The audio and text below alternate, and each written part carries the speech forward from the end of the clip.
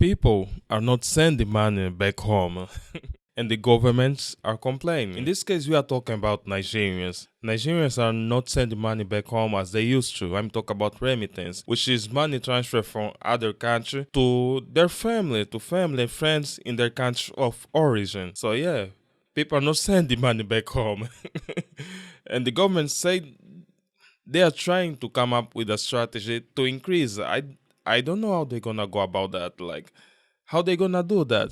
Are they going to their new host country and say, "Hey, give those guys a raise and so that they can send more money back home"? Like, no, it just won't work. And that's one thing I would like to mention before going to the topic. Those African government are weird.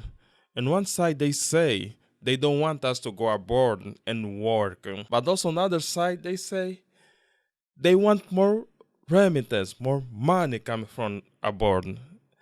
Those two things cannot go together. The more people go abroad, the more remittance will be sent. If they don't want people to go abroad, they will have less remittance. But it seems like those guys want to have their cake and eat it too.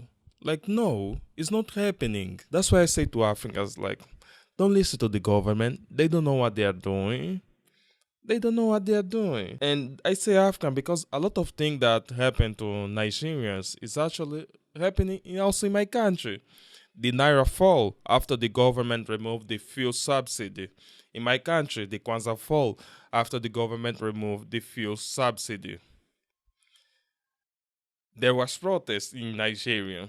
There was protest in Angola. The removal of fuel subsidy will only affect the middle class. That's what your government say. And also government say the removal of fuel subsidy will only affect the middle class. It seems like someone is pulling this string. And not only that, those events happen in the same week. In the same week that your president removed the fuel subsidy. I'm talking about the Nigeria government. It was the same week that our government removed the fuel subsidy. And also it was the same week that the Naira fall. And it was the same week that the Kwanzaa fall. Like, who's pulling this string? But anyway, let's stick to the topic. People are not sending money back home. And the question is why? Not the question. The fall that they are complaining is like last year in the first quarter, they send the Nigerians abroad send around $301 million. And these years in the first quarter, they only send $281 million.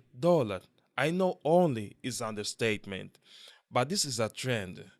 It's a drop of 6% compared to last year, but this trend can only go wider.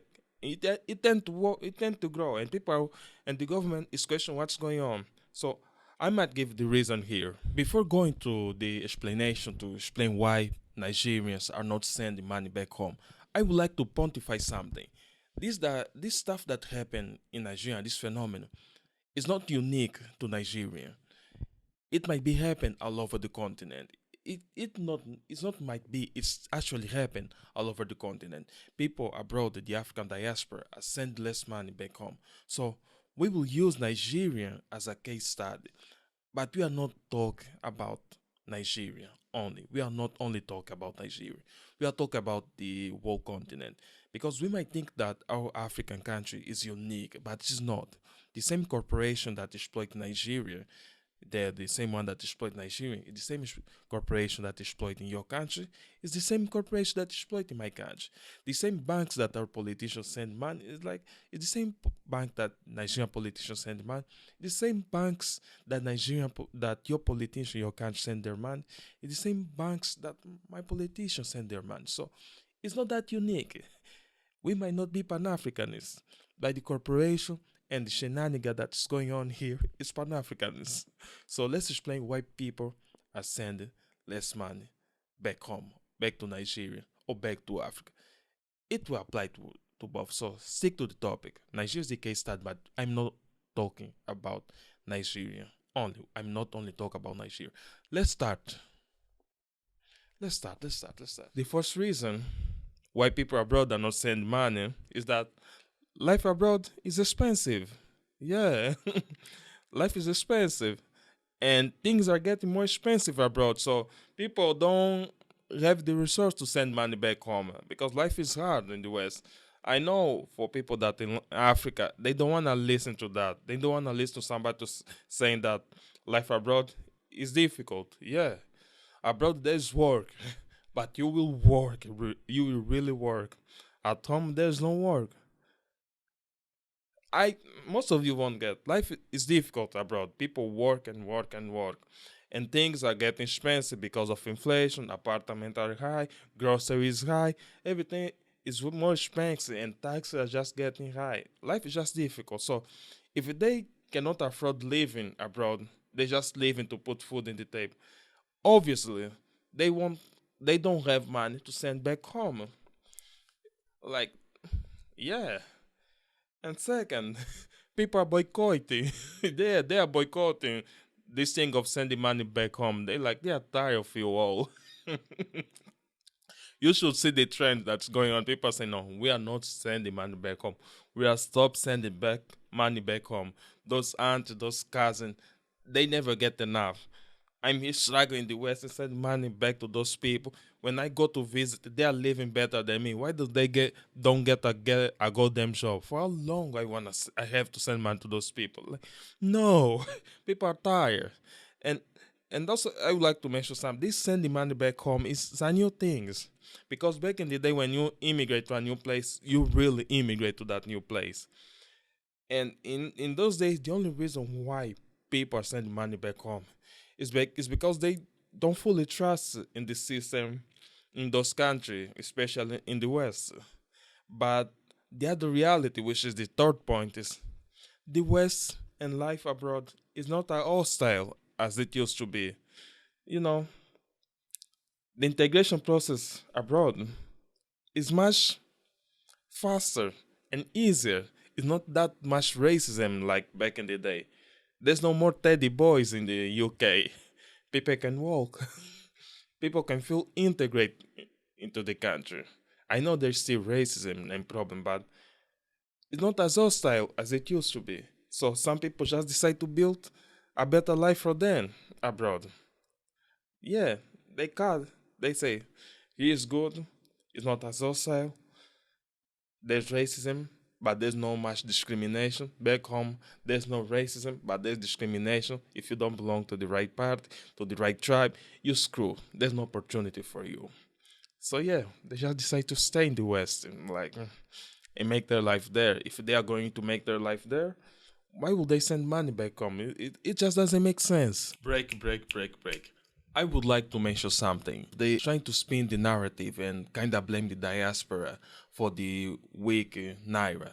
Instead of they admit that they didn't handle the situation properly, they want to blame the diaspora for the weak naira. They want to say the naira fall because the diaspora has not sent enough money. The reason why the naira, the currency, is weak is because they are not sending enough money back home. So it's not our fault. It's your fault.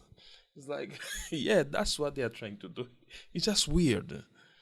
It's like the diaspora, the African diaspora, catch no break. I never seen a diaspora group being attacked that much. We blame them for the weaker currency in our country. That's the government, not we. We blame them for the lack of development, development in our country. Like, why? Like, we blame them for the lack of development. No, you should not be there. You should be here building. And we kind of get used, and the government kind of catch that, and also start blaming them for other stuff. Like, no, we gotta stop with this. We should give support to our diaspora, just like the Chinese do, the Indians do to the Indians. We tend to attack too much the diaspora. And we also have to remember the only reason why they leave abroad is because things are not right at home, and also because they have talents that they cannot utilize or maximize or unlock in their home country. So instead of trying to cap the people, the talent people, because the others don't have the talent, we want everyone to be in the same level. Instead of trying to cap, we should just let people go and stop blaming them. Because right now, also the government is trying to blame them for the economic situation in the country. So yeah, that's just the thing I would like to adapt. So carry on. Also, in that article that I was reading, that mentioned that the Central Bank of Nigeria, the CBN, that mentioned that the CBN intended to double the remittances sent by Nigerians. It also there's one part that mentioned that the government want to, you know, want to double the foreign currency remittances flow through formal channels. When I hear the formal channel, there I know it's official channel controlled by the government and monitored by the government. It seems like a lot of you guys are not sending to the formal channel, and the governments are not happy. The Nigerian government are not happy. Maybe they want a cut. Maybe they just want to help. Maybe they want a cut. Maybe they just want to. I don't know, but it's a good thing. Let's be honest. I just want to add this part. Otherwise, it will be like misinformation. Anyway, carry on to the next part. The other thing that to close this remittance, man, is like the African diaspora will increase. Is increasing, but doesn't mean the people living abroad, this African diaspora, in this case, this Nigerian diaspora that living abroad, will identify with the country. So doesn't mean that the more people abroad, the more people will identify. The more Nigerians are abroad, the more Nigerians will identify with Nigeria. That's not true. That's not true. Because this connection with the motherland is just with the parents, the first generation of an immigrant. The second generation, no, they don't identify with the country as much as their parents. Like they don't see the need to continue to go home to a country that they didn't grow up. You see, and try to put yourself in a position of those African kids that born abroad. They don't know Africa. They barely been here. And I'm talking about someone that lived abroad for a while. I lived for 5 years abroad when I was a student. When I came back home, I had a cultural shock. Once I was cleaning my room, organized stuff, there was a power shortage, a blackout, and I had a panic attack. That's how much I was not used to life here. That's how much I was used to the life there and stopped being accustomed to the things that happen here in Angola. So now imagine a kid that born abroad in the West that only know the West, that only know that infrastructure work, that only know that everything work. They're just no, they are not coming back home. And also, some of those kids, we have to say that some of those kids are not really welcome back home. That's the truth. They are not. What can I say? They don't belong enough there in the new country, and they don't belong enough here in Africa.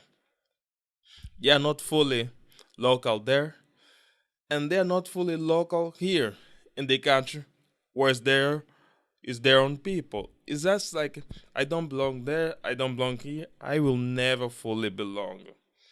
That's most kids in the West. But one thing is for sure, they are not sending money back home once their parents die. Like, no, no, no, no. Because those second generation, they identify more with this new country than back home. Like Nigeria, like I never been there. I just Beyonce. Like the road was screwed. Those crusty cousins like that want me to send money. No. Once the parents are dead, the remittance back home is dead.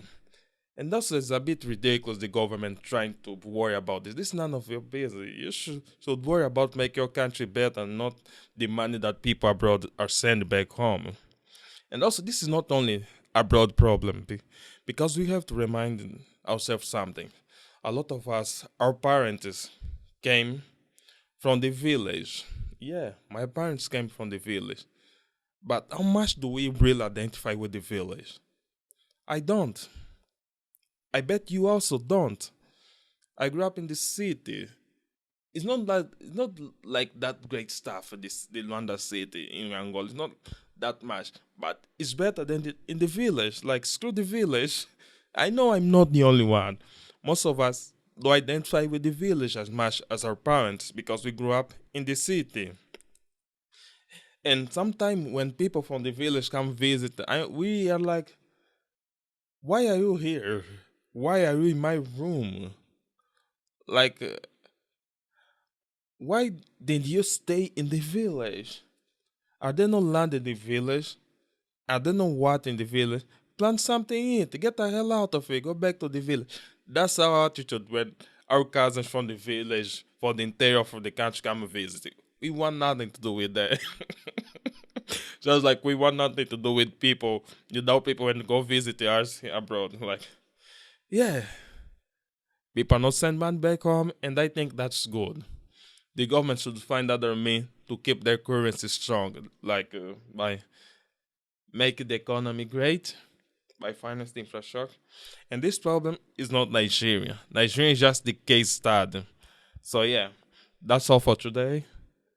So subscribe. And my name is Fabio the Great. That's my stage name, not my real name. But hey, subscribe and like and give your opinion about this matter. Why people are not sending money abroad? Maybe I missed something.